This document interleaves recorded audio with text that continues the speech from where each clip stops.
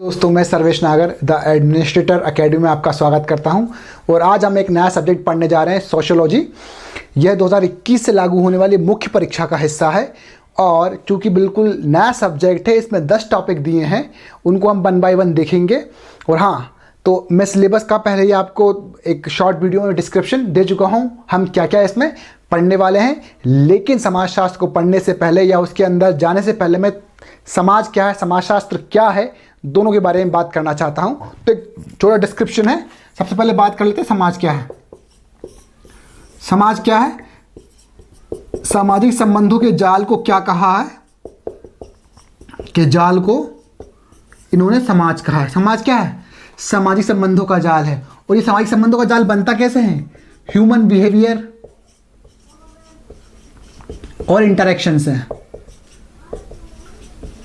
Interaction, ठीक है, जो अंतर संबंध और व्यवहार हम करते हैं लोगों से, हमारे दोस्तों से या ब्लड रिलेशन में, ग्रुप में, समुदाय में, या नेशनलिटी या रीजन के जो लोग हैं उनसे, उससे बनता है समाज।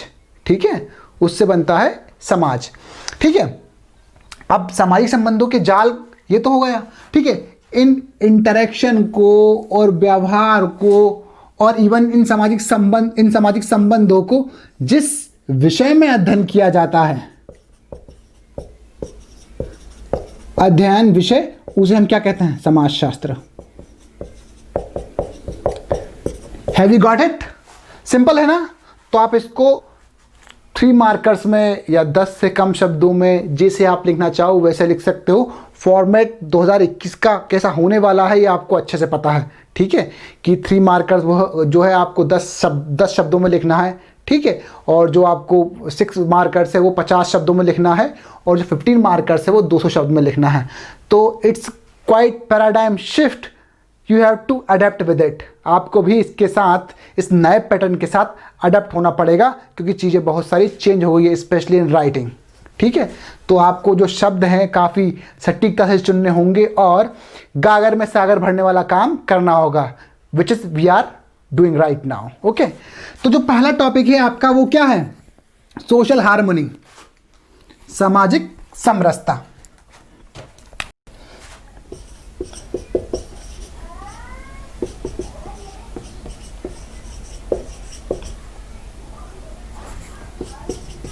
सोशल हार्मनी, ठीक है, सामाजिक समरसता।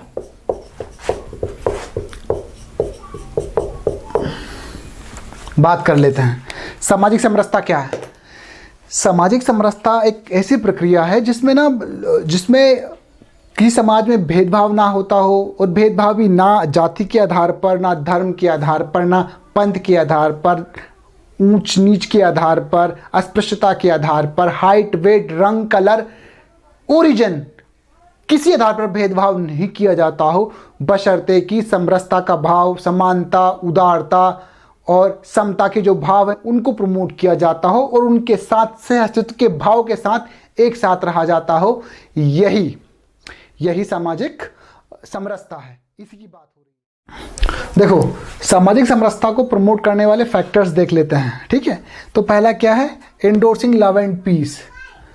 वहां पर तो कहीं ना कहीं ये बताता है कि अगर जब अपनी तरफ से ओपन हार्ट वाली पॉलिसी अपनाते हो ना, तो सब कुछ अच्छा होता है और सोसाइटी ज़्यादा जो है वाइब्रेंट रहती है।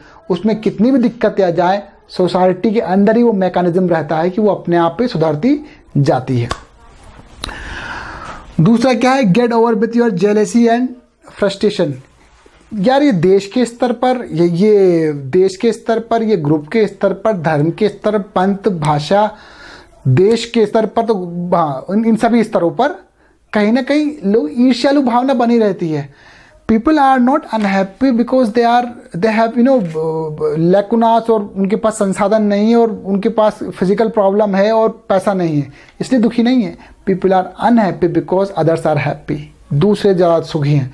तो वो उसकी थाली में कितना घी है, ये जो वाली बात है ना, दिस हर्ट अ लॉट, उनको यही हर्ट करता है। तो ये ईर्ष्या से और फ्रस्ट्रेशन से दूर, इससे कुछ नहीं होगा। अल्टीमेटली आप दुखों का पहाड़ लेकर अपनी छाती पर चले जाओगे दुनिया से। और देशों के स्तर पर भी यही देखा गया है और समाजों के स्तर पर भी यही देखा गया है। और यही कारण है कि इन इन ईर्ष्या और जो कुंठित मन है, मनोभावना है, क्योंकि जो कुंठित मन रहता है वो सिवाय जेलसी और षड्यंत्र के कुछ नहीं सोच सकता। ठीक है, तो इससे ऊपर आना पड़ेगा, तो आप ना लोगों से मेल जोल बढ़ा पाओगे। देखो, जब आप डबल एजेंडे के साथ दूसरे व्यक्ति से, अपने समकक्ष से बात करते हो तो it won't give you ultimate final और अल्टीमेट गुड रिजल्ट। ठीक है, देन है बीइंग एनलाइटनमेंट। ठीक है, यानी प्रबोधित होना। प्रबोधित होना, जब मैंने पहले ही बात कर चुका हूं कि प्रबोधित होना मतलब knowing good and bad, asking question with rationality, तर्क करना। देखो, if you are rational nobody can you brainwash. देखो, सब कई बार दंगे फसाद होते हैं, किसी लोगों को मारने के लिए भीड़ जुट जाती है, तो आप उस भीड़ में बोले चोर चोर चोर जा रहा है, मालूम चल रहा है वो चोर था ही नहीं, चोर तो कोई दूसरा ही था। ठीक है, और आपने उसको पीट दिया, उसकी डेथ भी हो गई। Have you ever asked a question, why the hell did you join that mob? आपने उस भीड़ को क्यों ज्वाइन किया? अगर पूछ तो लेते, आप भी चले हो मारने। ठीक है, तो कई बार जो भीड़ है, देखो भीड़ा वैसे दिमाग तो होता नहीं है, उसकी कोई साइकी वाइकी नहीं होती। ठीक है, भीड़ एक मतलब माइंडलेस मॉब की तरह काम करती है। ठीक है, तो अ पीपल और group of people who have no mind वैसे काम करती है। तो कम से कम अगर आप प्रबोधित हो, knowing what's good and bad, asking question yourself, should I join और नॉट, और if I have to join then why. तो जो व्हाई वाला है, that is a big thing, ये आपको आना चाहिए। Be the change yourself, Gandhi ji ने कहा है ना, तो बी चेंज योर सेल्फ। ठीक है, आप खुद परिवर्तन बनो ना, दूसरे से क्या बोलते हो। ठीक है, example is better than preaching. ठीक है, उदाहरण देना बेहतर है, उदाहरण करके बताना बेहतर है, रादर देन सिर्फ कथावाचक बनने से या फिर सिर्फ प्रवचन देने से। ठीक है, मैं पहले ही बात कर सकूँ राजनीतिक जो आदर्श है वो कैसे होने चाहिए। ठीक है, तो अगर आप परिवर्तन नहीं कर सकते तो आपको भाषण देने की ज़रूरत भी नहीं है। देखो, जब ह्यूमन के पास इतनी पावर है, भाषा जैसा एक मतलब अच्छा खासा टूल है उसके पास, तो मुझे ये नहीं पता कि वो उससे कचरा ही क्यों निकालते हैं। अरे यार, जब भाषा इतना शक्तिशाली टूल है, भाषा शब्द जब किसी को हर्ट कर सकते तो हील भी कर ही सकते हैं ना, हील भी कर सकते हैं। तो think love, think peace, talk love, spread love, ये होना चाहिए, ना कि आप फोड़ डालेगा। और जो राजनीति में जो भाषा इस्तेमाल करते हैं ना, कि उस समाज की भावनाओं को हर्ट करना, इस समाज की भावनाओं को, उस धर्म के लोगों को हर्ट करना, ये बार बार चलता है ना। यार, इतनी अच्छी भाषा दी है, मानव का एक मतलब क्या तो क्रिएशन है भाषा, लेकिन उसको मतलब इतनी गंदा टूल बना रखा है लोगों ने कि सिवाय हेट्रेट के आपके मुंह से कुछ निकलता ही नहीं। ठीक है, then one more thing, that how to bring social harmony. मतलब ये तो फैक्टर ठीक है, बट जो कोर है उसका, what should be the way to bring social harmony. But I will say that एक मूवमेंट, देखो, it's not the question of a person, an institution की बात नहीं है। It's a matter of group of people, it's a matter of society, it's a matter of group of institutions. ये मिलकर काम होगा और इनके मिलने से जो इन्वायरमेंट बनेगा, that should be turn out into movement. वो एक क्रांति में, आंदोलन में बदलना चाहिए, क्योंकि वही आंदोलन ही होते हैं जो हिस्ट्री में बड़े बड़े घटनाक्रम बनाते हैं, या इतिहास बदलते हैं, या जो मतलब पैराडाइम शिफ्ट लाते हैं, या लैंडमार्क चीज़ें होती हैं इतिहास में, तो वो आंदोलन बनाना पड़ेगा। अब देखो, स्वच्छ भारत अभियान जो है वो क्या था, वो एक्चुअली ऐसा मूवमेंट था जिसने लोगों को अंतर्मन से ही मतलब वो कर दिया, क्रांतिकारी बना दिया, आंदोलन करने के लिए उनको मतलब प्रोत्साहित किया। आप देखो ना, आप पहले तो किसी से बोल नहीं सकते भैया डस्टबिन में कचरा डाल दे, ठीक है, बोले नहीं डालूंगा। लेकिन अब ऐसा है कि ना सिर्फ बच्चा केले का छिलका डस्टबिन में डालता है, कोई पॉलीथीन है वो भी डस्टबिन में डालता है। तो ये आंदोलन ही तो है ना। ये पहले कहाँ था? Roads are more safer, roads are more clean, more good smelled, ठीक है। तो ये अब हो रहा है, पहले नहीं था ना। तो ये आंदोलन का ही परिणाम है। ऐसा ही कुछ आंदोलन चाहिए जिससे लोग सोशल हार्मनी को स्थापित करने में मदद मिले। देखो, सोशल हार्मनी जो है कोई एक फैक्टर्स नहीं है, कई सारे फैक्टर्स मिलकर काम करते हैं, ठीक है।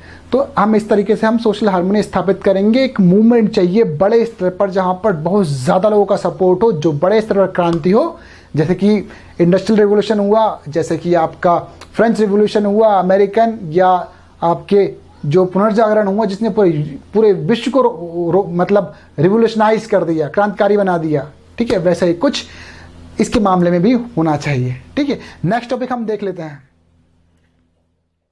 सामाजिक समरसता में बाधाएं। ठीक है, सामाजिक समरसता में बाधाएं हम 1 बाय 1 देख लेते हैं। जो पहली बाधा नजर आती है सामाजिक समरसता में, which is really hindrance, which is vested interest, निहित स्वार्थ। निहित स्वार्थ में होता क्या है, लोग छोटे मूल्यों को तरजीह देते हैं, छोटे मूल्यों को तरजीह देते हैं, ना कि बड़े मूल्यों को। यहाँ पर क्या नहीं है, समाज और राष्ट्र कहीं नजर नहीं आता, ठीक है। समाज और राष्ट्र को कोई महत्व नहीं देता। मेरी जाति, मेरा घर, मेरा धर्म, मेरा परिवार, मेरी फैमिली, मेरी वाइफ, मेरे बच्चे, मेरी भाषा, मेरा क्षेत्र। अगर ये छोटे मूल्यों को आप तरजीह दोगे तो you can not work for the greater interest of nation and society. आपको, जैसे कि इसका एग्जाम्पल है कि जब हिंदी भाषा के लिए आंदोलन हुआ था कि हिंदी को राष्ट्रीय भाषा बनानी चाहिए, तो उधर से तमिल भाषा वाले आए और बोले कि नहीं, तमिल को ही राष्ट्रीय भाषा बनाना चाहिए या फिर हिंदी को ही मत बनाओ, जब जैसा है वैसा ही रहने दो। तो हिंदी आज तक राष्ट्रीय भाषा नहीं बन पाई है, राजभाषा है, राष्ट्रीय भाषा नहीं, ठीक है। तो दूसरा जो महत्वपूर्ण है वो है पॉलिटिकल करप्शन, राजनीतिक भ्रष्टाचार, जो डिक्लाइन पॉलिटिक्स है, पतनशील राजनीति है, उसकी बात कर रहे हैं। देखिए, मैं कहूँगा कि जब आपके आदर्श अच्छे नहीं होते हैं तो आपके फॉलोअर्स भी आपको ऐसे ही मिलेंगे, ठीक है। तो यहाँ पर मेरे ख्याल से राजनीतिज्ञ जो हैं उनको एग्जाम्पल देकर आपको प्रस्तुत करना चाहिए कि how should a person be और how should a society be. एक आदमी को या समाज को किस प्रकार होना चाहिए, आप कहकर नहीं करके बता सकते हो। दिक्कत यह है कि यहाँ पर सिर्फ आदर्शों की बात होती है, आदर्शों की बात होती है, ठीक है, और आदर्श कभी अपनाए नहीं जाते हैं। तो कहने की बात है, मंच से खड़े होकर सिर्फ अच्छी बातें करनी होती है, करनी कभी नहीं होती। तो इसके कारण क्या है कि जैसे कि आप देखो, आप बोलो कि एक सादा सिंपल जीवन जीना चाहिए, लेकिन क्या राजनेता ऐसा जीवन जीते हैं? नहीं ना। आपको देख कर लेगा क्या, हमने अगर इलेक्ट किया, it does not mean that कि भैया वो लग्जरी का उपभोग करें, फिर आपसे उम्मीद की जाती है कि आप उनको फॉलो करें। We can not do that, ठीक है। वो कहीं ना कहीं समाज में एक गलत इंप्रेशन छोड़ रहे हैं। नो एनलाइटनमेंट, प्रबोधन नहीं, प्रबोधन कुछ नहीं है। प्रबोधन is just knowing good and bad, nothing else, knowing good and bad. और मैं कहूँगा अगर इसमें रैशनैलिटी भी जोड़ लो, तर्क भी जोड़ लो, रैशनैलिटी, ठीक है। अगर व्यक्ति तर्क करना जानता है, क्वेश्चन करना जानता है, तो ही गॉट हिज सेंसेस, ठीक है। ऐसा नहीं कि लगा पत्थर उठाकर मार उसको, ब्रेन वॉश कर देता है लोगों के, ठीक है। अगर लोग अपने सेंसेस को एक्टिवेट नहीं करते हैं by reading, by knowing people, by interaction, by going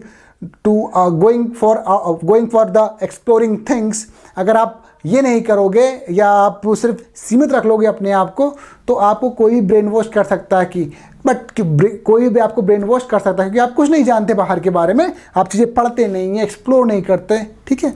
तो आपको आप तर्क नहीं करते, क्वेश्चन नहीं करते, और ये चीज़ भारतीय सोसाइटी में बहुत ज़्यादा है, ठीक है। अंधभक्ति करना या किसी चीज़ के ब्लाइंडली बिलीव करना इज़ वेरी रॉन्ग थिंग।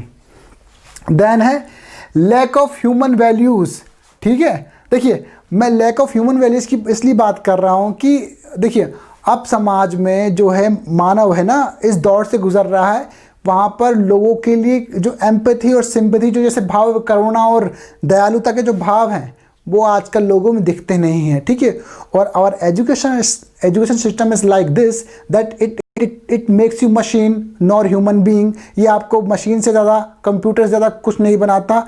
और पर्पस भी यही है कि आप कितना अच्छा कैलकुलेट करते हो, आप कितना अच्छा मग अप मगिंग अप करते हो, रट्टाफिकेशन करते हो, आप कितना अच्छा कॉपी करते हो, आप कितना अच्छा इमिटेट करते हो, वेयर इज़ ओरिजिनलिटी, और कहाँ ह्यूमन वैल्यूज़ हैं। देखो, बड़ों के लिए सम्मान नहीं है और छोटों के लिए प्रेम दयालुता नहीं है। तो ये कहीं देखो, मैं माननीय मूल्य इसलिए बोल रहा हूँ कि आज ना जो संबंध है काफ़ी जटिल हो गए हैं, ठीक है। तो उस केंद्र में बात की जा रही है कि कहीं ना कहीं हमारा एजुकेशन सिस्टम है is a failure regarding protecting human values, ठीक है। तो उस संदर्भ में बात की जा रही है, ठीक है। देखो, फिर इसके बाद है आपका materialistic and human money minded society, भौतिकवादी और अर्थ केंद्रित समाज, ठीक है। देखो, जब भी कोई सोसाइटी, देखो, earning money is not a bad thing और being capitalist is not a bad thing, but अगर यही मनी आपकी नींद, रातों की नींद उड़ा दे कि मेरे को 99 के फेयर में, जो व्यक्ति 99 के फेयर में पड़ जाता है, पता है 99 का फेयर क्या है? 99 के फेयर में पड़ जाता है, वो कमा तो लेगा 199, लेकिन फिर बोलेगा मेरे को 200 करना है, फिर कमा लेगा 299 और फिर 300 करने, लेकिन फिर 399 कमा लेगा। But how restless is he living, मतलब कितनी अशांतपूर्ण ज़िंदगी वो जी रहा है। अब कैपिटलिस्ट का यही है फंडा, क्या है उनका? ज़्यादा से ज़्यादा लाभ कमाना। अरे ज़्यादा से लाभ कमाने के चक्कर में आप तो ज़िंदगी जी नहीं रहे हो ना। Where the hell are you living your life? आपने तब ज़िंदगी 12 बजा रखी है, ठीक है। तो कहने का मतलब है, इससे आपको चिंता होती है, एग्जाइटी होती है, आपको नए नए बीमारी होती हैं और टेंशन ज़्यादा होती है, तो कई सारी चीज़ें सामने आती हैं और पूरा दिमाग ही मतलब अशांत बना रहता है, फ्रस्ट्रेटेड और कुंठित मनोदशा हो जाती है, ठीक है। जो ब्लाइंडली फॉलोइंग है ना पैसा कमाने की जो अंधी रेस, उसमें कहीं ना कहीं ह्यूमन वैल्यूज़ और पीछे छूट गई हैं। और इस समस्या क्या आ रही है? पैसे के चक्कर में एक सोसाइटी दूसरी सोसाइटी से क्या है कि जेलसी की भावना रखने लगी है, और उस कंपटीशन की भावना में कहीं ना कहीं निगेटिविटी भी, नकारात्मकता भी। स्वस्थ कंपटीशन जैसी कुछ चीज़ नहीं होती, ठीक है। कौन सा स्वस्थ कंपटीशन? किसकी बात हो रही है? नहीं, ठीक है। जब कोई पैसा कमाना चालू करता है, ठीक है, अगर वो गलत रास्ते पर चला गया तो वो ये नहीं देखता पैसा कहाँ से आ रहा है, where the hell that money come from, वो नहीं देखता। एक्सटोर्शन से आ रहा, पैसा रंग नहीं, पैसा का रंग जो भी है गुलाबी, वो पैसे का रंग गुलाबी बना रहता है, उस पर लिखा नहीं आता कि ये पैसा एक्सटोर्शन से आया है, काला मनी है, ठीक है। तो जब समाज अर्थ केंद्रित हो जाता है तो दिक्कतें आना शुरू होती हैं और समाज टूटता है, परिवार टूटते हैं, संबंध टूटते हैं। और आपको तो ये भी पता होगा ना, जो मार्क्स बोलता है कि सारे जो संबंध बनते हैं दुनिया में, उसके पीछे बहुत बड़ा फैक्टर है पैसा, except of course son and mother, ठीक है। माँ और बेटे का रिश्ते को छोड़कर रेस्ट ऑफ कोर्स पापा और फादर, उनको छोड़कर, ठीक है। Rest of the relation are centric surrounds money, और सराउंड्स टुवर्ड्स मनी पर केंद्रित होते हैं, ठीक है, बहुत सारे रिलेशन, और वही परिवर्तन का कारण बनते हैं। जो व्यक्ति पैसे कमा रहा है वो उन पर निर्भर लोगों का बिहेवियर देखना, और अगर वो पैसा कमाना देना बंद करे तब बिहेवियर देखना, ठीक है। तो बहुत सारा परिवर्तन पता लग जाता है इससे, ठीक है। तो समाज क्या है? मटेरियलिस्टिक और मनी माइंडेड हो गया है। इससे कहीं ना कहीं अगेन सामाजिक समरसता को झटका लगा है, ठीक है। नेक्स्ट टॉपिक है हमारा, इसी में 2 लास्ट टॉपिक है, इनको भी हम 1 बाय 1 देख लेते हैं। एक तो ये कि भैया सामाजिक समरसता के फ़ायदे क्या हैं, लाभ क्या, what are the benefits of social harmony. देखिए, पहला तो यह है कि इससे राष्ट्रीय एकता स्थापित होती है। When you give up your mean interest और come on the same page, जब आप अपने निहित स्वार्थों को छोड़कर एक पेज पर आते हो, एक मंच पर आते हो और एक मुद्दे पर बात करते हो और एक मत होते हो, that is a big factor for establishing national unity. राष्ट्रीय एकता स्थापित करने का बहुत बड़ा फैक्टर है, क्योंकि देखिए, जो राष्ट्रीय एकता स्थापित होती है वो कहीं ना कहीं एक हारमोनियस सोसाइटी का ही रिजल्ट है। अगर समाज में ही सद्भाव नहीं रहेगा तो राष्ट्रीय एकता का तो कोई मतलब रह ही नहीं जाता। हम छोटे छोटे जो झगड़े हैं उनको ही सुलझाने में लगे रहेंगे, राष्ट्र को तो भूल जाओ, ठीक है। फिर है आपका ह्यूमन डेवलपमेंट, मानव विकास। देखिए, जब आपकी सोसाइटी हारमोनियस होती है तो आपके पास ज़्यादा बड़े एजेंडे होते हैं काम करने के लिए। आप अपने एनर्जी रिसोर्सेज को कहाँ लगाते हो? आप लगाते हो ह्यूमन डेवलपमेंट में, उनके स्वास्थ्य में लगाओ, शिक्षा में लगाओगे, आप उनके सोशल वेलफेयर कामों के लिए लगाओगे। तो कई सारे एनर्जी के रिसोर्सेज सारे के सारे कहाँ लग जाते हैं? ह्यूमन डेवलपमेंट में। क्योंकि आपकी सोसाइटी में आपको दंगे रोकने के लिए पुलिस के लिए रिसोर्सेज जुटाने की ज़रूरत नहीं है। देश की सुरक्षा के लिए, आंतरिक सुरक्षा के खतरे के लिए आपको मतलब बड़ी बड़ी सुरक्षात्मक कार्रवाइयाँ करने की ज़रूरत नहीं है। मालूम चल रहा है कि सुरक्षा के नाम पर आपने देशों को कई दिनों तक बंद कर रखा, 144 लगी है, राशन पानी नहीं है, कई सारी चीज़ नहीं है। अगर दंगे फसाद हो जाते हैं किसी क्षेत्र में तो उस क्षेत्र में 144 धारा लग जाती है, कई समय तक वहाँ पर जो गतिविधियाँ ठप हो जाती हैं। उससे कहीं ना कहीं सामाजिक समरसता को इस्टेब्लिश ना कर पाने का ही बहुत बड़ा फैक्टर्स होता है। दंगों का कारण क्या है? दंगों का कारण भी तो यही है ना कि लोग एक दूसरे को समझ नहीं पा रहे हैं, कम्युनिकेशन गैप आ रहा है। ठीक है, देन है आपका पीसफुल सोसाइटी, ठीक है, शांतिपूर्ण समाज। अरे भैया ये सब साधन वाधन देख ली, अल्टीमेट साध्य क्या है, लक्ष्य क्या है? शांतिपूर्ण समाज की स्थापना। क्या है? शांतिपूर्ण समाज की स्थापना। इसी की तो हम बात कर रहे हैं कि शांतिपूर्ण समाज स्थापित करेंगे। और अगर ये कैसे स्थापित हो सकता है?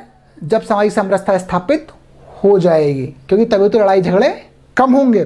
फिर है ओवरऑल डेवलपमेंट। देखिए, जब कोई समाज शांतिपूर्ण बना रहता है, हारमोनियस होता है, तो आप देखना उसमें इन्वेस्टमेंट कितना ज़्यादा होता है। आपको पता है इन्वेस्टमेंट रोकने का सबसे बड़ा फैक्टर क्या है?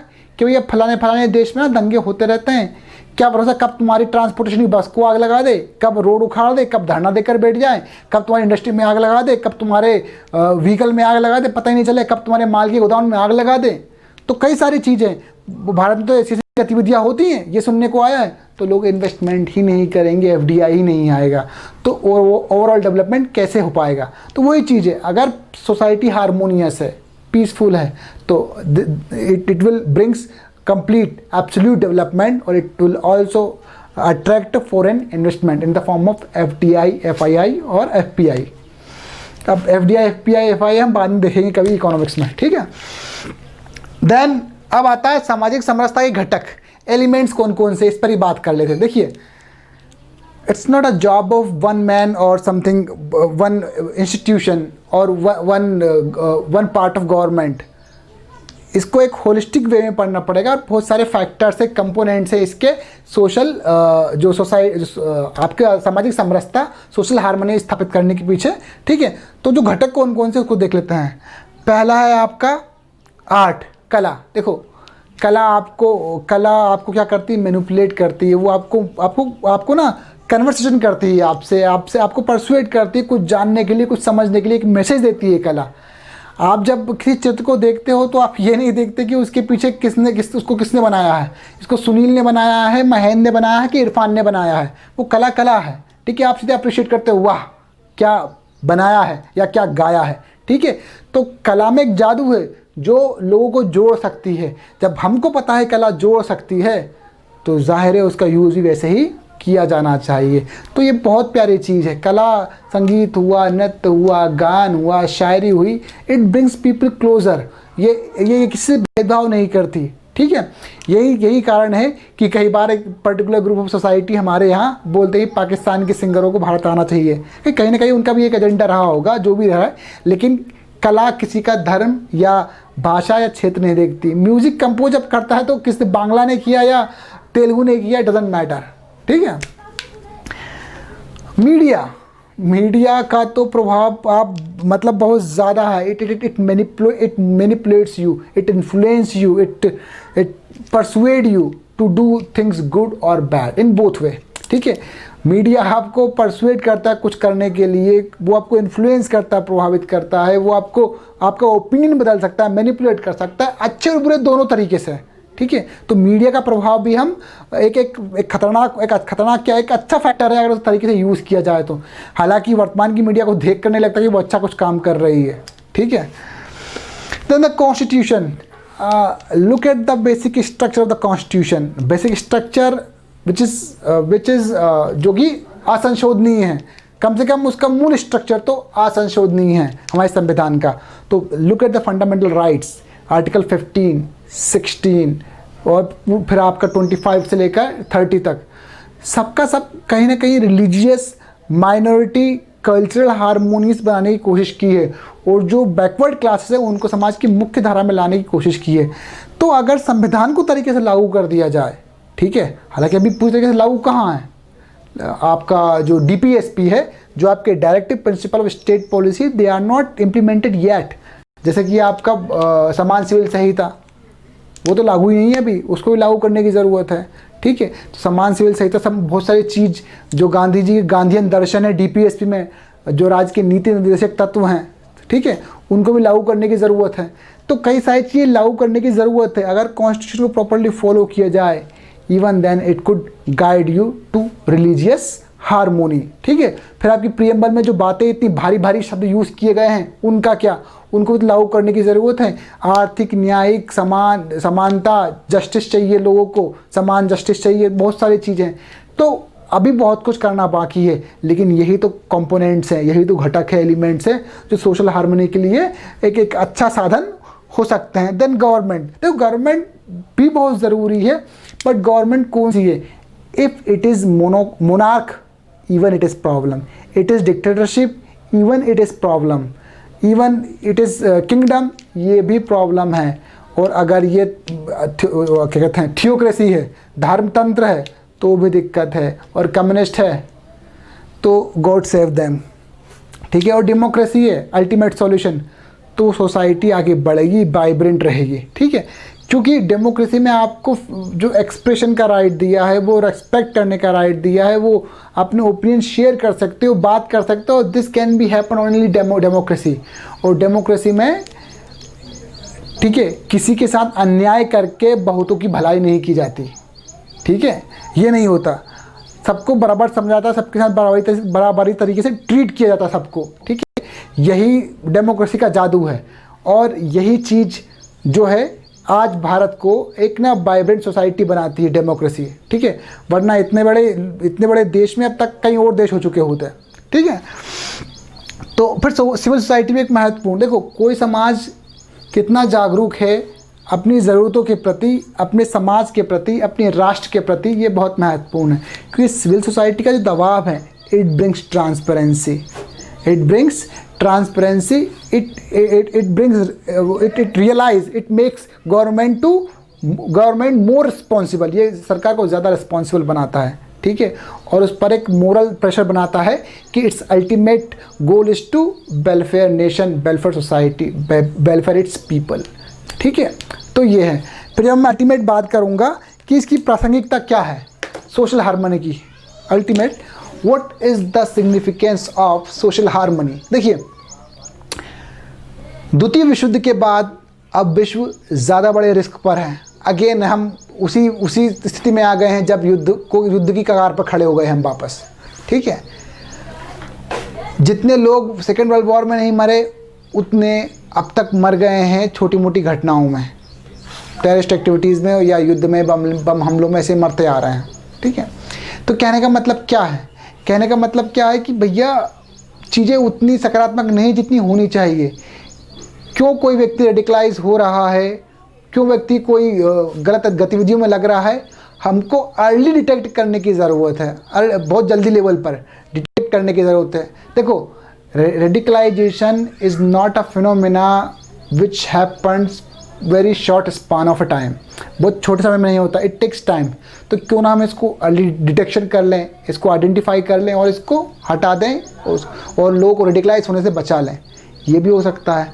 और फिर ना कई चीज़ें ऐसी हैं, देखिए जो दुनिया में अभी जो सोशल हार्मनी को जो धक्का लगा है, वो किसी एक देश की कहानी नहीं है, सब जगह ऐसी दिक्कतें आ रही हैं, सब जगह रेडिकलाइजेशन बढ़ रहा है, तब सोशल हार्मनी और भी ज़्यादा प्रासंगिक हो जाती है। ठीक है, तो हमारा लेक्चर यहीं पर समाप्त होता है। Thank you, see you again with next lecture.